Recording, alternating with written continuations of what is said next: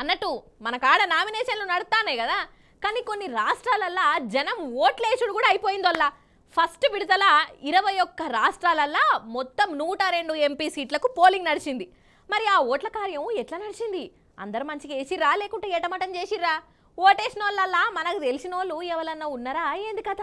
గవన్న అరుచుకొని వద్దాం రాండ్రి. అయిపోయింది. Lok Sabha polling first డాబా అయ్యింది. మొత్తానికి కొన్ని రాష్ట్రాలలో ఒక పెద్ద పని అయిపోయింది. ఎవలోట్లు వాళ్ళు వేసిర్రు. ఎక్కడనో ఒక జాగల బుడ్డ పంచాదులైనా ఎవలోట్లు వాళ్ళు వేసుకున్నారు. పొద్దటి సందే లైన్లు కట్టిర్రు. ఓట్లన్నీ మిషన్లలో పడ్డాయి. పొద్దుగుట్ల పడే వాళ్ళకు కూడా ఆడాడ ఓట్లు పడ్డాయి. ఇక ఇదివర సంది ఇక్కడి పబ్లిక్ పని అయిపోయింది. ఇక లాస్ట్ విడత పోలింగ్ కూడా ఒడిచినాక జూన్ 4వ తారీఖు నాడు ఈ ఓట్లన్నీ లెక్క పెడతారు. ఎటు దిక్కు ఎక్కువ పడ్డాయి ఏంది కథ అన్నది ఎరకైతుంది. కాబట్టి అప్పటిదాకా లీడర్లకు నిద్ర రాదు.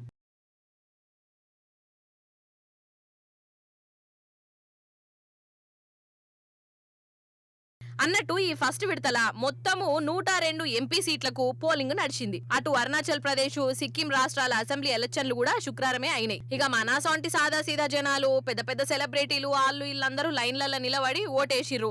అన్నట్టు మొన్ననే మెదడు ఆపరేషన్ చేయించుకొని నా దిమాకులో ఏం లేదని చెప్పిన సద్గురు జగ్గి వాసుదేవ స్వామి కోయంబత్తూర్లో ఓటేసిండు.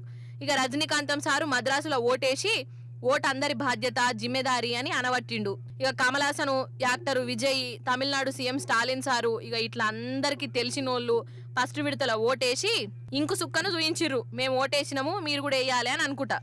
ఇక ప్రతిసారి పోలింగ్ అప్పుడే కొన్ని గమ్మతి ముచ్చట్లు కూడా అవుతుంటాయి కదా. పెళ్లి పీటల మీదకెళ్ళి లేచొచ్చి పెళ్లి బట్టల మీదనే ఓటేసేటోళ్ళు, అందేళ్లు దాటిన ముసలోళ్ళు నడుచుకుంటొచ్చి ఓటేసుడు. ఇగో ఇసొంటి ఈ తాప కూడా బాగానే కనబడ్డాయి.